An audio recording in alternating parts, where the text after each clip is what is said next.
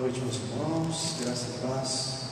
Vamos continuar a nossa leitura expositiva do Evangelho de Marcos. A gente leu na semana passada o início do capítulo 2, nós vamos retomar a leitura. Mas antes vamos orar, vamos agradecer a Deus e pedir que o Espírito Santo nos ajude a entender o Evangelho, a palavra dele, amém?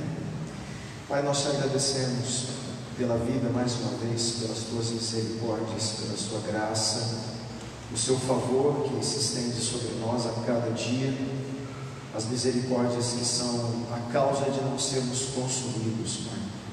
Senhor, te agradecemos que apesar de nós, e a despeito de cada um de nós, a tua palavra é santa, viva, eficaz, e o teu Evangelho é a única coisa que pode transformar, mudar e salvar a nossa vida.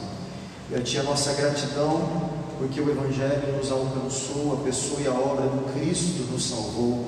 Nós somos gratos por isso, pedimos que a nossa mente seja iluminada mais um dia para lermos a tua palavra e entendermos a mensagem do Evangelho.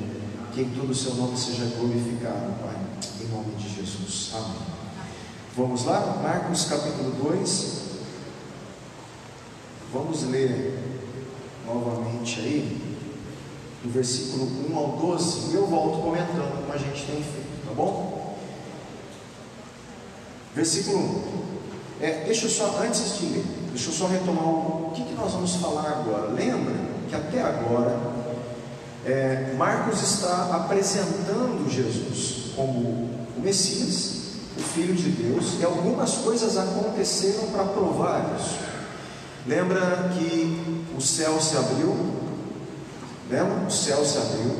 Depois de 400 anos, Deus fala audivelmente: este é o meu Filho amado, em quem eu tenho prazer. Então a voz de Deus é ouvida novamente, ela entra em cena novamente. Jesus, ele mostra o poder dele sobre o que? Os espíritos imundos.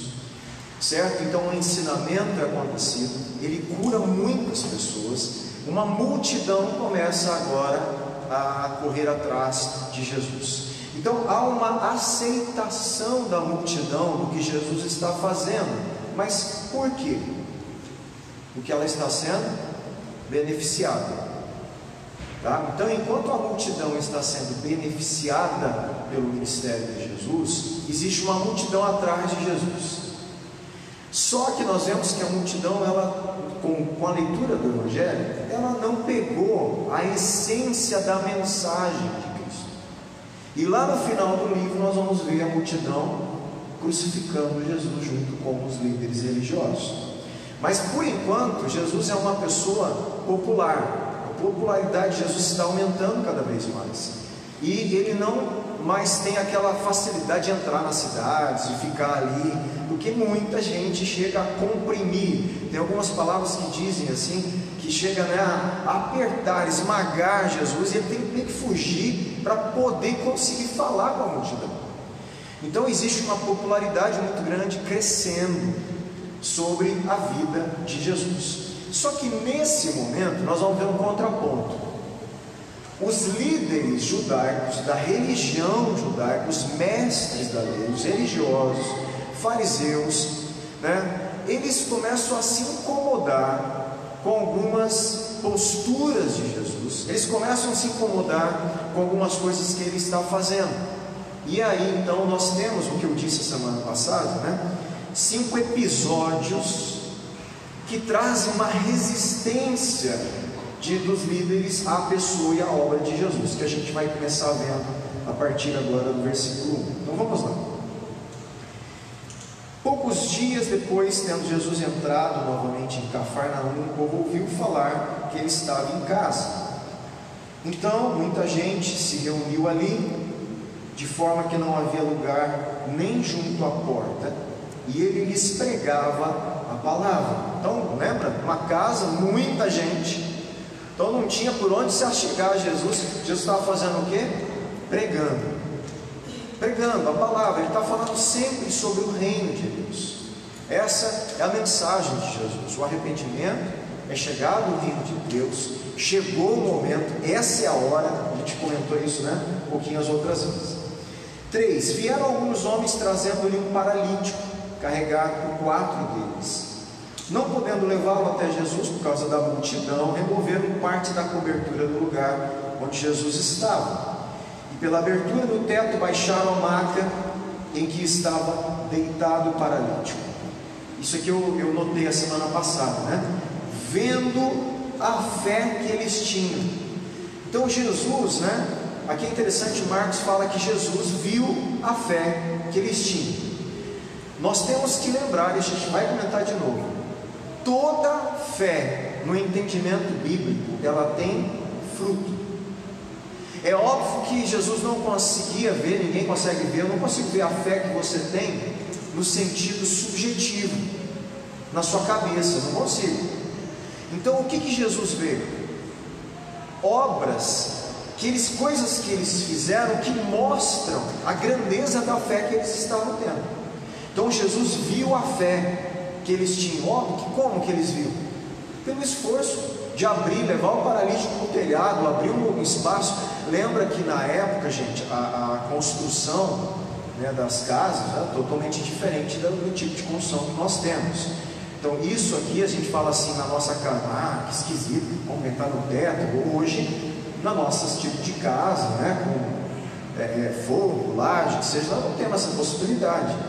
Na época, a estrutura que você tinha das casas, eles conseguiam fazer essas aberturas, né, e descer no lugar, no cômodo onde Jesus estava. Aquilo era possível ser feito, né? Então eles conseguiram baixar aquele homem naquela esteira, né, numa maca, numa cama meio, né, eles conseguiam ali manipular por cordas, algum jeito, e descer aquela maca no meio de onde Jesus estava ali. Aí vamos continuar, versículo 5 novamente. Vendo a fé que eles tinham, Jesus disse ao paralítico. Olha só, eles buscaram Jesus por causa do quê? Do paralítico. Eles queriam então que o paralítico fosse curado. Tanto o paralítico queria, como os amigos queriam. E a primeira atitude de Jesus não é de curar o paralítico. Ele fala simplesmente assim: filho, os seus pecados estão perdoados. Estavam sentados ali alguns mestres da lei, raciocinando em seu íntimo: por que esse homem fala assim? Ele está o quê? Blasfemando. Por que eles achavam que Jesus estava blasfemando? Quem que pode perdoar pecado? Só Deus. Jesus está tomando um lugar de uma fala de quem? De Deus. Ele está assumindo algo da divindade, e isso é uma blasfêmia se ele não for divino. Agora, se ele for divino, isso não é uma blasfêmia. Jesus está assumindo então que ele está representando a voz divina de Deus, com uma autoridade de perdoar pecado. E os mestres da lei, né, como se diz, se arrepiam com isso. O negócio está errado, esse homem está blasfemando, e começam a se incomodar. Então a primeira coisa aqui que começa a incomodar nesses 5 episódios, Jesus começar a perdoar pecados. Meu irmão, isso aqui foi, né, uma blasfêmia. Começa a levantar um ar de furor, de ira, né, de um monte de sentimentos ruins no coração dos mestres da lei. E eles dizem assim: quem pode perdoar pecados a não ser somente Deus? E é verdade. O problema não está aqui. Jesus também concordava com isso. O problema estava onde? Eles não reconhecerem Jesus como Filho de Deus, com a autoridade divina de perdoar o pecado. Aí está o problema. A concepção, só Deus pode perdoar, está correta. O problema é não identificar Jesus com essa qualidade de divino, que tem a mesma autoridade do próprio Pai para perdoar pecados. Versículo 8: Jesus percebeu logo em seu espírito que era assim que eles estavam pensando, e lhes disse: por que vocês estão remoendo essas coisas em seu coração? O que é mais fácil? Dizer ao paralítico: seus pecados estão perdoados? Ou levante-se, pegue sua maca e ande? Mas para que vocês saibam que o Filho do Homem, presta atenção nessa palavra, nesse termo que ele está usando, ele está se chamando de Filho do Homem. Para que vocês saibam que o Filho do Homem, está falando dele, tá bom? Guarda isso que a gente volta já a comentar sobre esse termo. Para que vocês saibam que o Filho do Homem tem na terra autoridade para perdoar pecados, disse ao paralítico: eu digo a você, levante-se, pegue sua maca e vai para casa.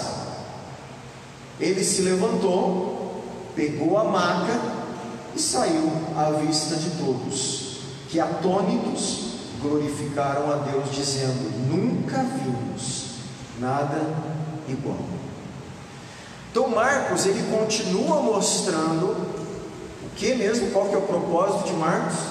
Mostrar que esse evangelho é boas novas de Jesus, o Cristo, Filho de Deus. Ele continua mostrando, só que agora ele vai mostrar junto com isso a reação dos líderes. Como a multidão está reagindo? Está indo atrás de Jesus por causa dos benefícios. Como que os líderes reagem? Eles começam a questionar: peraí, Jesus está tomando atitudes que é só Deus que pode fazer, certo? A multidão aqui, você vê, ela glorifica Deus, ela fica maravilhada, mas os mestres da lei estão incomodados com isso. Aí a gente vai retomar aqui algumas anotações minhas. Por favor, preste atenção aqui, por favor. O fato de 4 amigos carregarem, né, a maca em uma esteira sobre a qual os pobres dormiam, mostra que eles compartilham de sua fé no poder de Jesus. Então não era só o paralítico aqui que estava crendo, você vê 4 amigos acreditando que Jesus tem algo divino, um poder que pode, né, aliviar ali, tirar aquela doença daquele amigo deles. E Jesus, nós vamos ver que Jesus vê essa fé, ele nota, né, essa fé. Como a gente já disse, Jesus viu a fé. Como que viu? Pelas obras. Eles acreditavam tanto que eles burlaram a multidão, né? Arrumaram um mecanismo ali logístico, né? Subiram no telhado, levaram o amigo na esteira para o telhado, arrancaram parte do telhado, conseguiram descer. Tudo isso era um esforço. Por quê? Porque Jesus pode fazer alguma coisa, e Jesus considera esse esforço, na verdade ele considera esse esforço como a fé desses homens. É isso que eu quero, né, que vocês entendam aí. E a gente pode, ainda em cima dessa questão, fazer questionamentos, né? Como eu sei que uma pessoa tem fé em Deus? Como eu sei que você crê que Jesus te salvou na cruz do Calvário? Se não houver resultados compatíveis com a fé, a Bíblia diz que essa fé, ela é morta. Tiago fala, não tem valor nenhum. Porque a fé verdadeira em Cristo, ela produz resultados, ela produz frutos dessa fé. E óbvio que o primeiro fruto é falar: Deus, o que eu tenho que te obedecer. É a vida de obediência da fé. Como eu creio, eu tenho agora uma vida que obedece à fé que eu tenho em Cristo. E o que a gente vê hoje, gente, na nossa igreja brasileira, é essa falta do fruto da fé. Nós estamos com um problema seríssimo na nossa igreja brasileira. Eu estou generalizando, né? Obviamente não é todo cristão, não é isso. Mas em geral, nós temos muitas vezes um equívoco no que é o Evangelho. Pessoas que não entendem a graça de Deus. Pessoas que dizem que creem em Cristo, mas a vida delas mostram isso totalmente diferente, porque não há fruto nisso. E eu estou falando de fruto de caráter, sim, mas fruto de obediência, de obedecer à missão que nós temos como povo de Deus. Então nós temos uma incompatibilidade, né? Eu já falei, eu contei aqui, enquanto eu estava dando aquelas lições sobre o Evangelho, em alguns lugares de culturas orientais, até mesmo algumas culturas africanas, que eles não conseguem conceber uma fé sem uma obediência.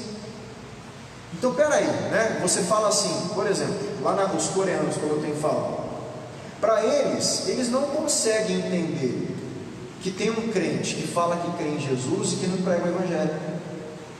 Eles não conseguem entender isso.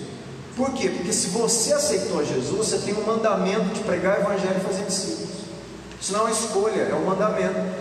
Então, eles falam, peraí, como que as pessoas, eu não estou falando que ele fala do Brasil, mas é assim que eles estão parafraseando, como que o brasileiro consegue falar que crê em Jesus e não tem o mínimo interesse de falar de Cristo às pessoas? Para eles não faz sentido, porque o fruto da fé no Evangelho é justamente eu querer propagar esse Evangelho. Eles não conseguem conceber. E aí você fala, só os coreanos? Não é só os coreanos. Tem várias culturas que tudo que eles creem produz atos contínuos de obediência. Inclusive em alguns lugares da África, como eu contei, um missionário que foi numa tribo africana pregar o Evangelho e falava para eles que ele estava preocupado por conhecer o estado do Brasil, preocupado que essa tribo recebesse o Evangelho, mas não falasse do Evangelho.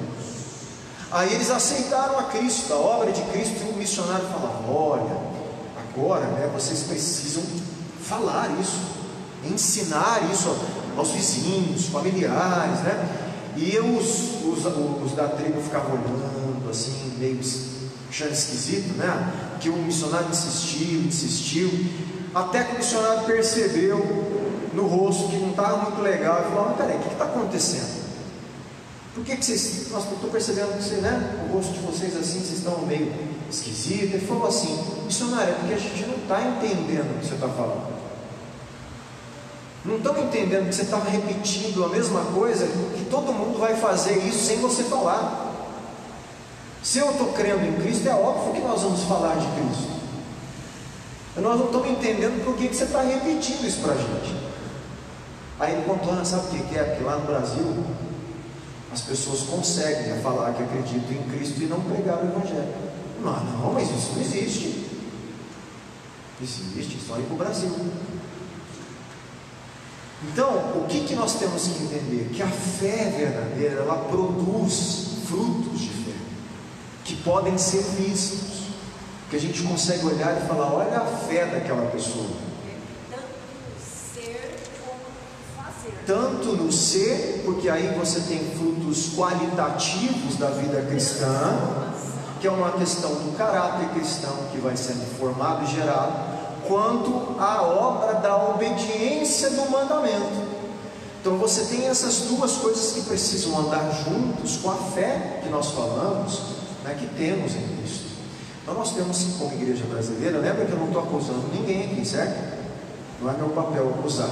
Nós estamos lendo, refletindo e falando, Deus, nos perdoe como igreja brasileira de achar que é possível viver uma vida de fé assim. Nos ajude a nos alinhar, nos ajude a nos arrepender e voltar à Tua palavra, a ter a fé que esses homens tiveram e que muitos homens de Deus hoje têm na face da terra.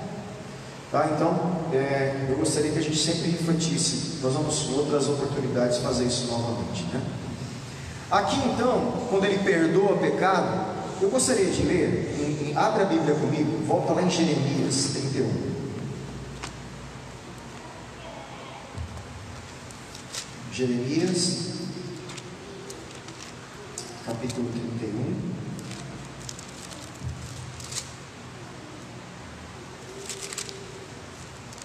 Versículo, deixa eu ver aqui.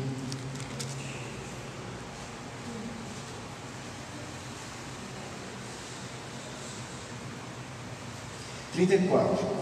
Essa é uma promessa, gente, da nova aliança. Da nova aliança, obviamente, de Cristo, certo? Deus prometeu através de Jeremias uma nova aliança. E ele diz assim, olha que interessante. Vamos ler do 33 e 34. Esta é a aliança que farei com a comunidade de Israel depois daqueles dias, declara o Senhor. Porei a minha lei no íntimo deles e escreverei nos seus corações. Serei o Deus deles e eles serão o meu povo.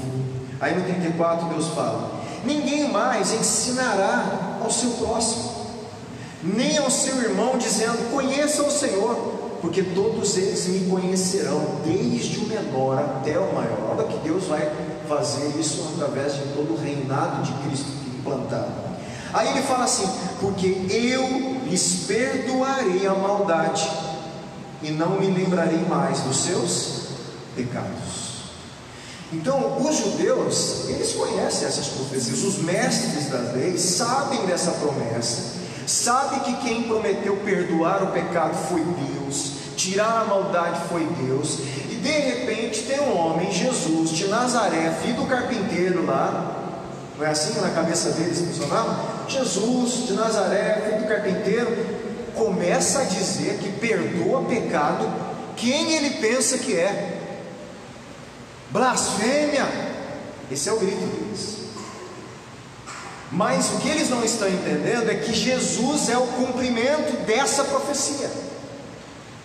Ele é aquele que está estabelecendo a nova aliança. Ele está inaugurando a era messiânica, a nova aliança, através da obra que ele faz, da pregação que ele está fazendo, da cruz, do Calvário, da sua ressurreição que viria e da segunda vinda que nós estamos aguardando, certo? Então isso aqui está muito claro aí. Então Marcos faz questão de mostrar que Jesus está representando o próprio Deus, perdoando o pecado das pessoas aí.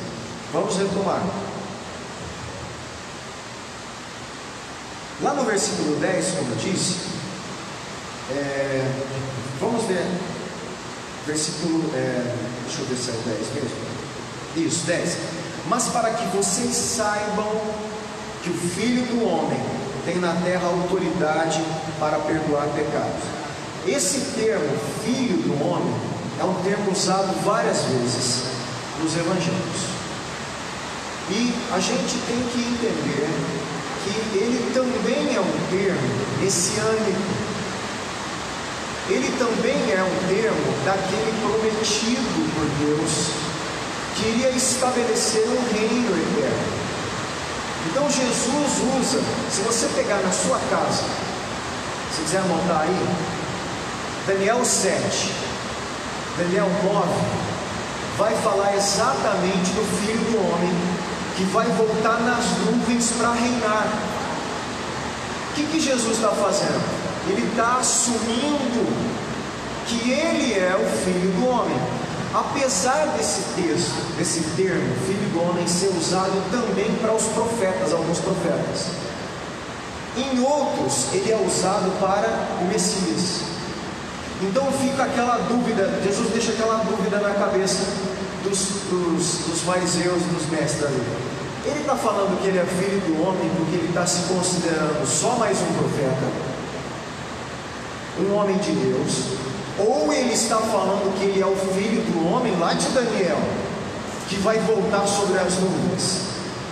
Então fica uma incógnita, mas ele está assumindo o de Daniel, porque ele está falando o seguinte: eu tenho poder para perdoar pecado. Nenhum profeta tinha esse poder, mas ele assume, para que você saiba que o Filho do Homem tem poder para perdoar pecado. Levanta, toma sua maca, vai para casa. Imediatamente o paralítico levanta, toma a maca e sai na frente de todo mundo curado. Então você percebe o esforço aqui dessa narrativa de mostrar Jesus como um poder divino, um poder não só para curar paralíticos, um poder não só para expulsar demônios, mas um poder para perdoar o pecado das pessoas diante de Deus. Esse poder é um poder divino, e isso causa um problema seríssimo de perseguição daqui para frente. Porque Jesus está assumindo que ele não é só um homem, ele é o Filho do homem, de Daniel 7, Daniel 9, ele é e tem o poder também para perdoar o pecado, ele tem, como diz aqui, né, autoridade para isso. Vamos continuar lendo o versículo 13 a 17.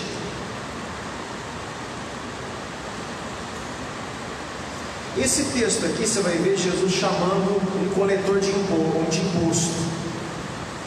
Então, o primeiro problema dos mestres da lei, qual foi? Jesus perdoa pecado. Eles se incomodaram, ele é o que? Está blasfemando. Agora, o segundo episódio que choca os religiosos é esse aqui agora que a gente vai ler, tá certo? Jesus saiu outra vez para a beira-mar. Uma grande multidão aproximou-se. Olha de novo, grande multidão, sempre, né? Percebem essa popularidade, muita gente sempre. E ele começou a ensiná-los. Gente, quando juntava a multidão, o que Jesus fazia? Ensinava. O que Jesus veio fazer? Falar do reino de Deus.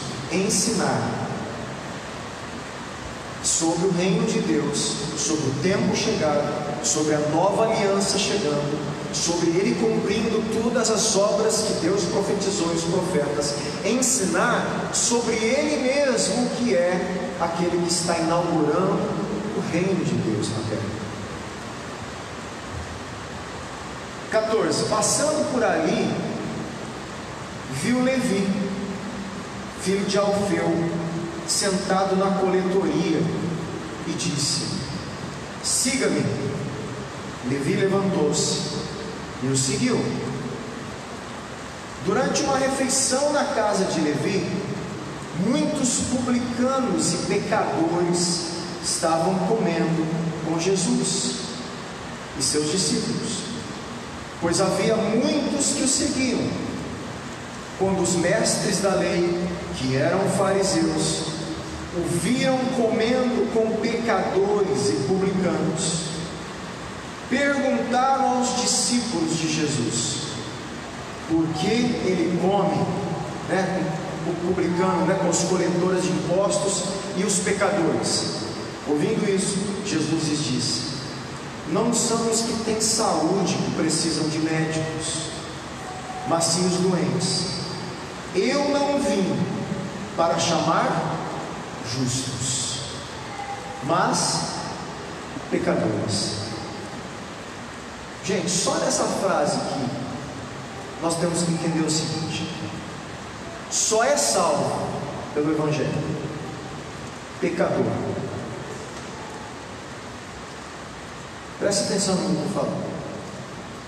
Enquanto uma pessoa não se vê diante de Deus pecadora, enquanto ela se achar justa diante de Deus, ela não pode ser salva. Você está me entendendo? Por isso, a primeira coisa é enxergar o nosso maior problema. Qual é o nosso problema maior? Vamos lembrar das lições? Separação de Deus. Pecado, o engano de Satanás e a separação de Deus. Esse é o maior problema.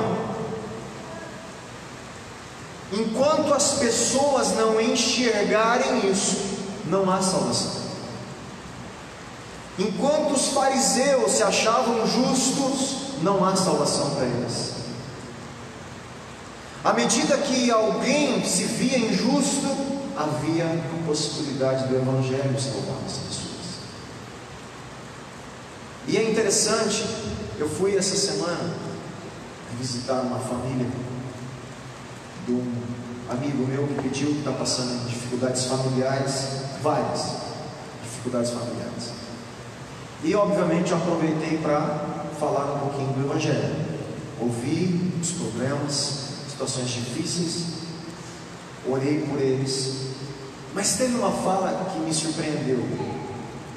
A pessoa falou assim: eu não mereço estar passando por isso. Nós achamos que não merecemos nada de ruim, que a gente é muito bom para merecer as coisas ruins. Mas biblicamente nós merecemos a condenação eterna. É isso que nós merecemos, todo ser humano.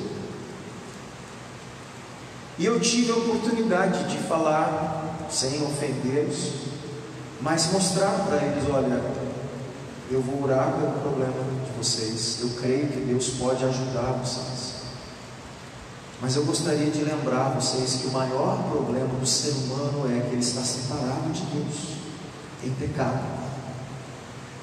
Vocês precisam conhecer a obra do Evangelho de Cristo, porque só Jesus, o Cristo, pode tornar vocês reconciliados com Deus. Todo o problema do ser humano vem porque ele está separado de Deus. Eu pude falar um pouquinho do Evangelho e depois orar por eles, pedir a ajuda de Deus, mas eu deixei a sementinha, não são evangélicos, e deixei ali a sementinha. Mas você percebe como o ser humano tem a tendência de se enxergar justo, de se achar não merecedor de nada ruim, porque é uma pessoa muito boa. Eu sou uma pessoa muito boa, eu nunca fiz mal para ninguém, eu sou uma pessoa trabalhadora. E é verdade, isso são coisas boas. O que essa pessoa não entende é que essas coisas boas não a justificam diante da justiça de Deus. Não há como se justificar diante de Deus. Só Jesus Cristo pôde pagar o pecado da humanidade. Não há outro caminho. E enquanto não cair a ficha, o Espírito Santo não convencer do pecado, da justiça e do juízo, não é dos pecados. Convencer do pecado, está falando do pecado original que Adão e Eva cometeram, de acreditar em si mesmos, quebrar a aliança, quebrar o mandamento de Deus, achar que podiam fazer as coisas por si próprios e não fazer o que Deus mandou, do jeito que Deus mandou. Eu tenho que entender o meu pecado, eu estou enganado, debaixo da condenação do pecado, afastado de Deus, eu preciso de Deus. Quando eu entendo isso, o Espírito Santo me convenceu e eu estou pronto para ser salvo pelo Evangelho. Não tem outro jeito. E uma das coisas que os fariseus não conseguiam é enxergar o pecado deles. Eles eram teimosos, obstinados, duros de coração, e quiseram matar o Salvador deles, matar aqueles que estavam cumprindo todas as profecias que iria estabelecer o perdão e a nova aliança. Já pensou? Que terrível, né? Que situação difícil aí. Vamos retomar rapidamente aqui algumas anotações. Essa passagem ela trata de perdão, que conduz ao discipulado. A gente vai ver o porquê. A gente já viu que uma grande multidão, segue a Jesus novamente, mas ele chama agora e anda com um tipo de gente não muito benquista na sociedade. Ele chama para ser discípulo dele um coletor de impostos, meu irmão. Um coletor de impostos, na cabeça dos mestres religiosos, era uma pessoa que não merecia respeito e crédito. Como que um homem que está falando em nome de Deus chama um coletor de impostos para ser seu discípulo? É outro escândalo. Só que nós vamos ver que Jesus aceita os excluídos. Jesus aceita os pecadores. Ele veio para os pecadores, ele não veio para os justos.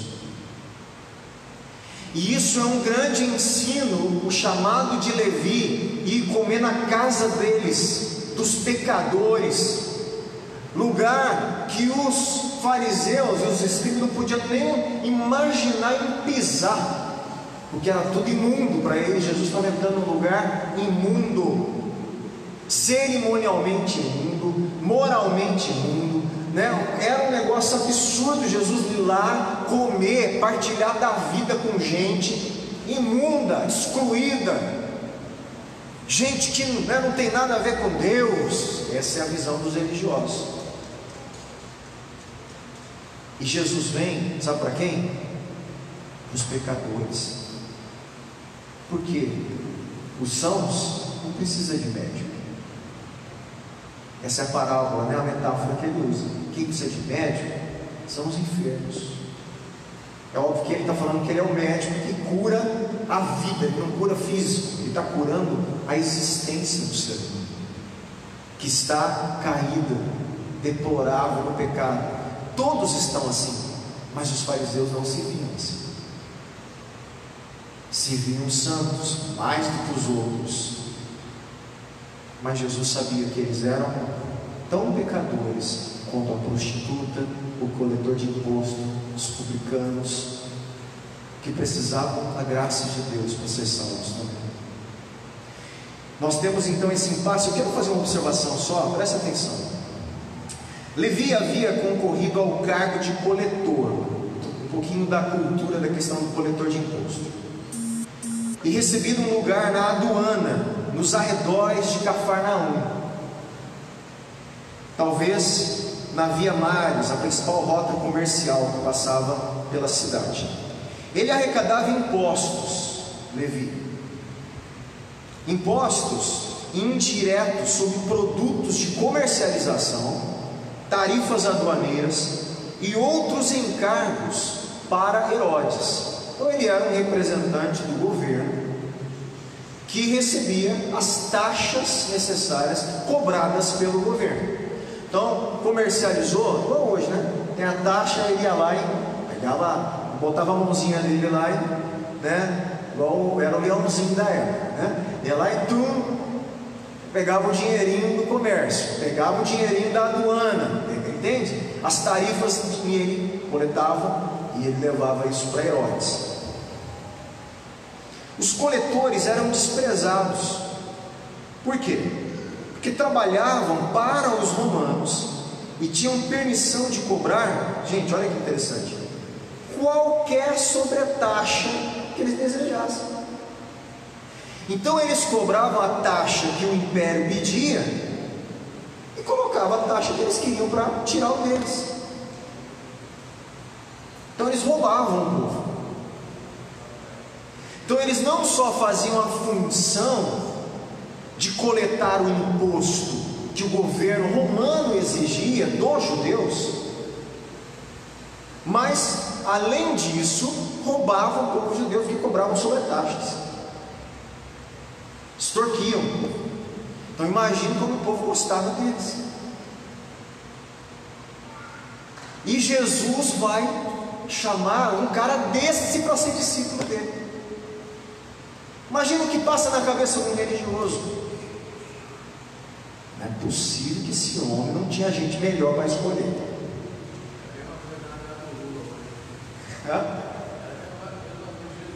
Então, pensa nisso. Não, é mais ou menos igual, né? A revolta do povo é essa, né? Imagina Jesus ir na casa dele e chamar um homem para ser discípulo dele. Até a gente é desconfiar de Jesus. Vamos lá, Jesus, não, isso aí está brincando, né? Isso para você ver o impacto que tem. Mas Jesus veio para esses também. E por incrível que pareça, esse homem seguiu a Cristo e foi um discípulo dele, e deixou de fazer o que estava fazendo de errado. Foi transformado. O que Jesus começa a fazer? Mostrar que Ele escolhe gente que ninguém escolhe, e que transforma essas pessoas em discípulos para formar a comunidade messiânica dele, a comunidade que ele está salvando, gente, e a comunidade que ele ia colocar para trabalhar na missão dele. Só que você não vai entender, nós vamos tentar pensar bastante, entrar na cultura. Os fariseus ficaram bravos, frustrados, um misto de emoções e sensações começaram a crescer no coração desses homens, que não entenderam quem Jesus era, o poder que ele tinha para salvar e mudar o ser humano. Isso foi um grande problema. De acordo com a tradição judaica, a mera presença de um coletor de impostos em uma casa tornava a casa impura. Você já imaginou? Imagine um judeu lá na casa, de repente o coletor precisava ir lá, por algum motivo, pisava na casa do judeu. Só dele pisar na casa do judeu, aquela casa se tornava impura, porque ele era coletor de impostos. Jesus foi comer na casa dele. Você está entendendo o impacto que Jesus está fazendo?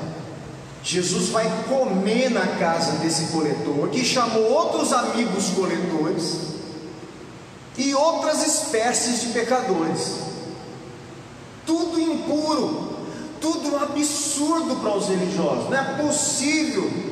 Aí eles perguntam para os discípulos: como que ele come lá na casa desses homens? Mais uma coisa aqui, ó. Graças à cobiça dos coletores de impostos e sua cumplicidade com os inimigos judeus, Levi pareceria uma péssima escolha para ser um discípulo, óbvio.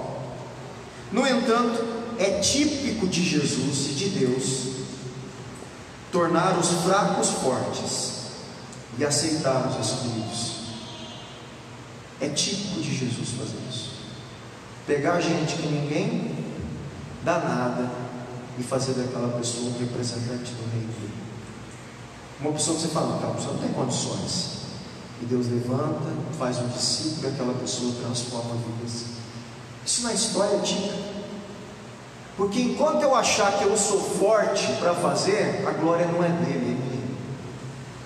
Deus não divide sua glória com ninguém.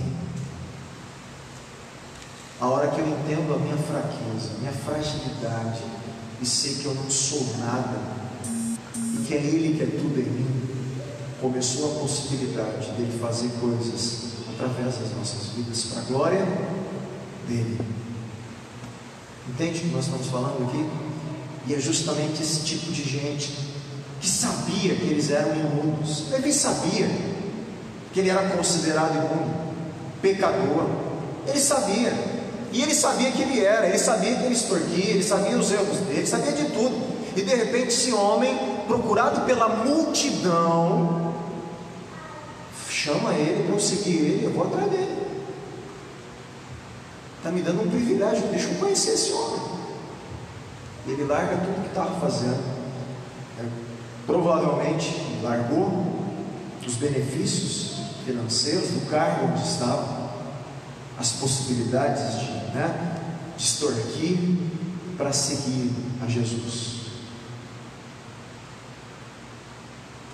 E Levi oferece um banquete, A gente vê Jesus então indo comer. Nessa prática da comunhão à mesa, gente, para os judeus, a prática de comer junto na mesa, a pessoa identificava seus amigos e indicava o segmento da sociedade que aceitava ao fazer refeições com os membros desse segmento.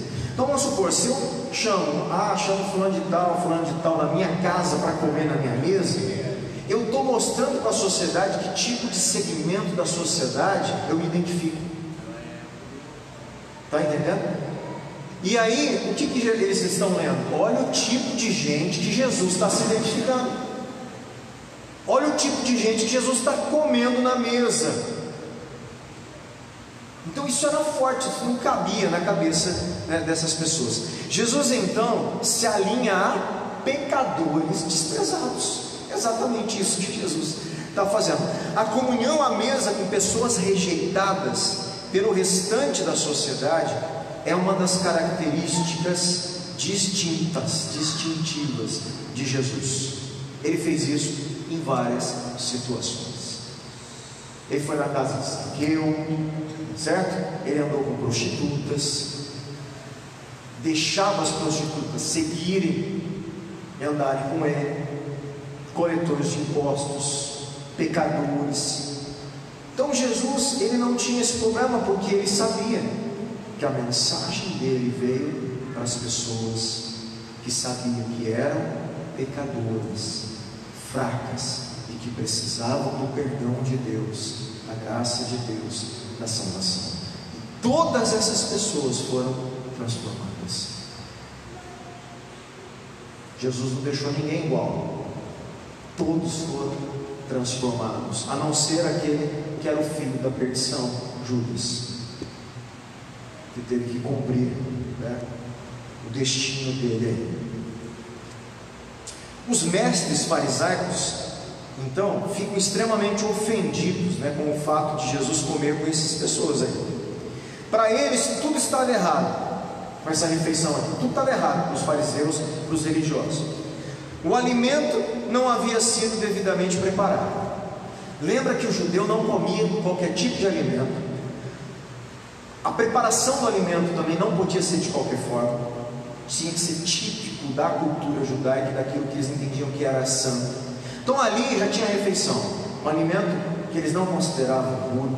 O jeito que eles prepararam não era o jeito que os judeus preparavam. Então já, né, que os religiosos que seguiam, né, toda a lei preparavam. Então já tinha ali uma imundície no próprio alimento. Já vai comer coisa impura para eles. Jesus foi lá, sentou e comeu com eles.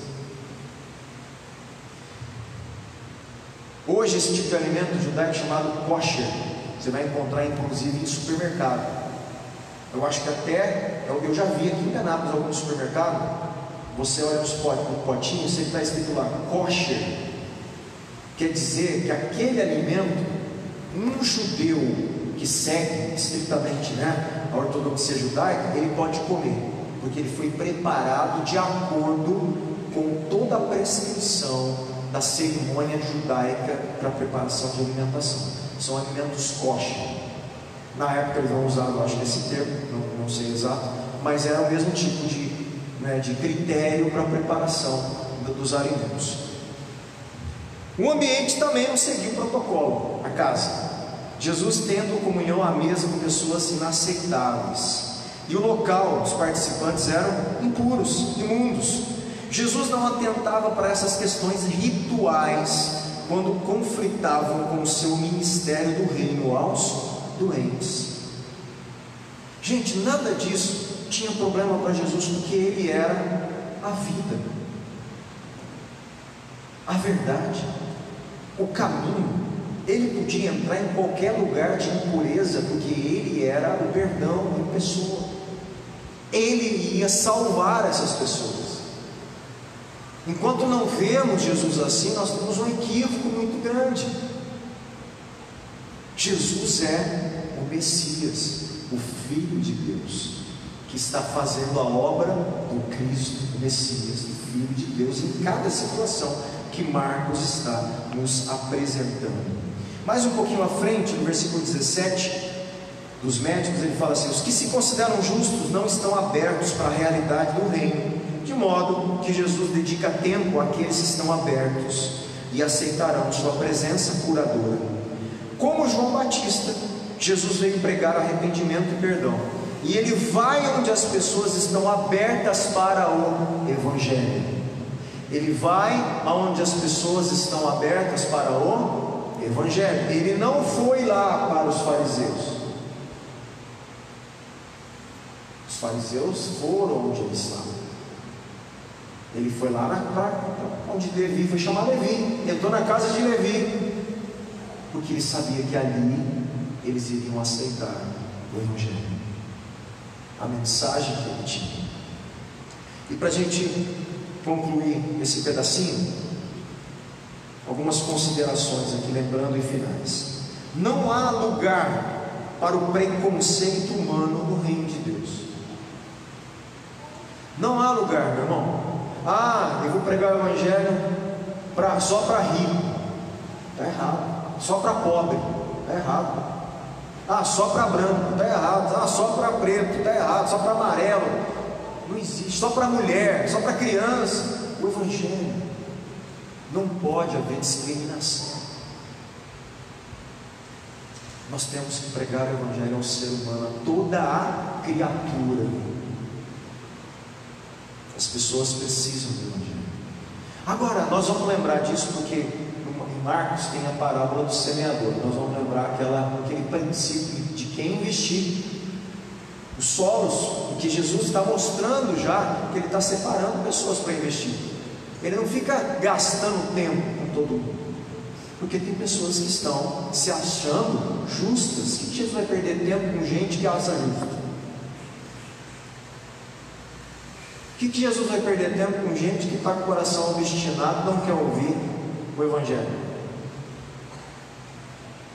Ele ia para as pessoas abertas, que reconheciam o seu pecado, que ouviam a sua voz, que se interessavam pelo ensino.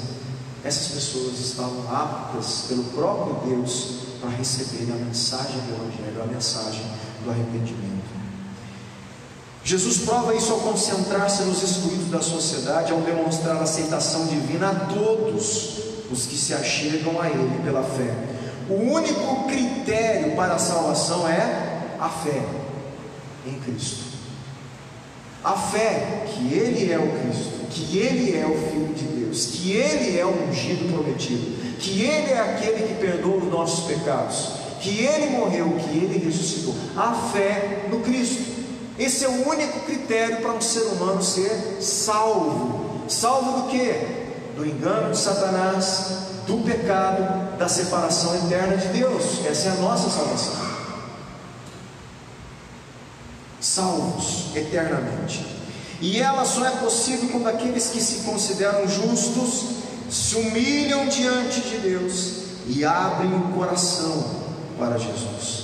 Não há lugar para um ministério que favorece um segmento específico da sociedade em detrimento de outro, e não há outro caminho que conduz a Deus a não ser pela fé.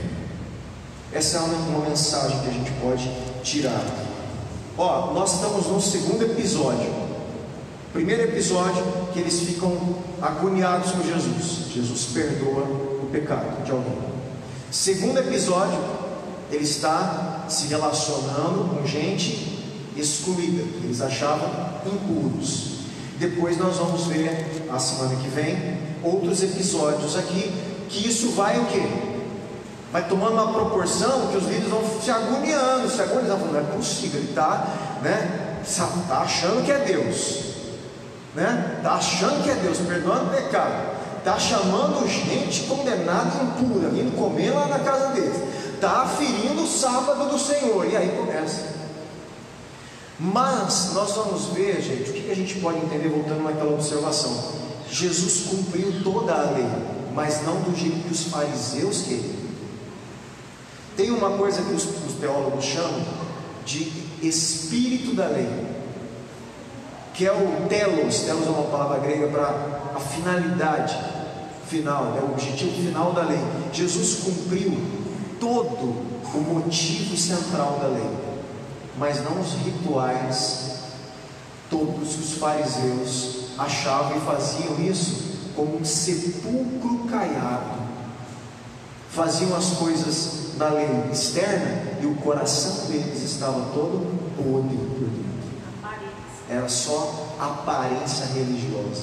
Jesus cumpre de verdade, de fato, toda a lei, porque Ele cumpre amar a Deus sobre todas as coisas e ao próximo como a ti mesmo. Aí está o cumprimento da lei. Essa é a essência da lei.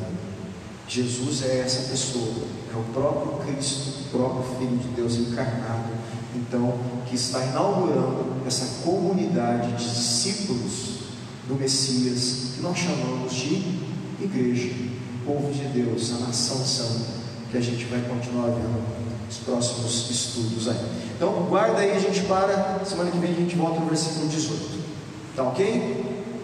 Vamos orar? Passou rapidinho hoje, parece? Ou...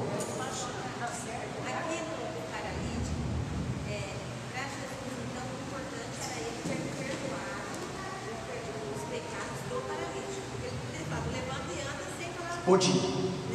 Nessa passagem, Jesus tem um objetivo claro que tem a ver com essa fala da divindade dele.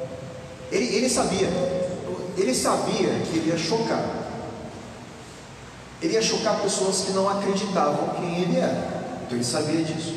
Então, com certeza, nessa passagem, o mais importante, antes, que ele podia simplesmente curar o paralítico, ia ser mais uma cura, porque ele já estava curando um monte de gente. Mas não, aqui, tanto Jesus como Marcos, para registrar isso, existe um cunho aí, uma finalidade muito específica.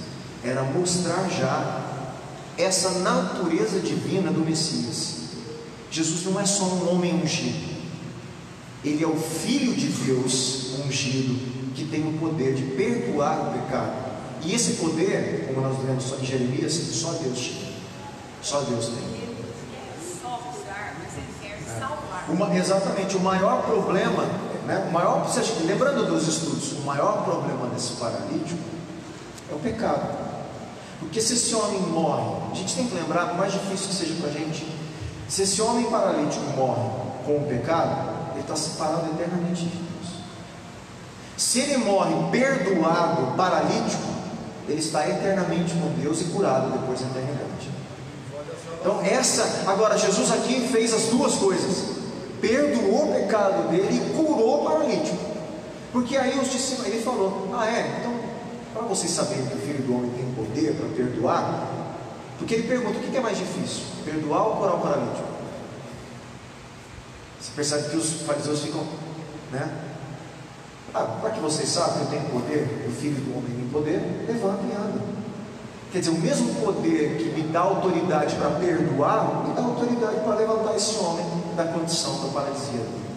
Mas o foco, eu acredito sim, do texto, o maior foco aí é justamente o que causou esse impacto deles falar blasfêmia, né? Esse incômodo, no caso dessa palavra, que Jesus assume uma posição divina, que ele era, e que eles não identificavam isso, tá bom? Vamos agradecer.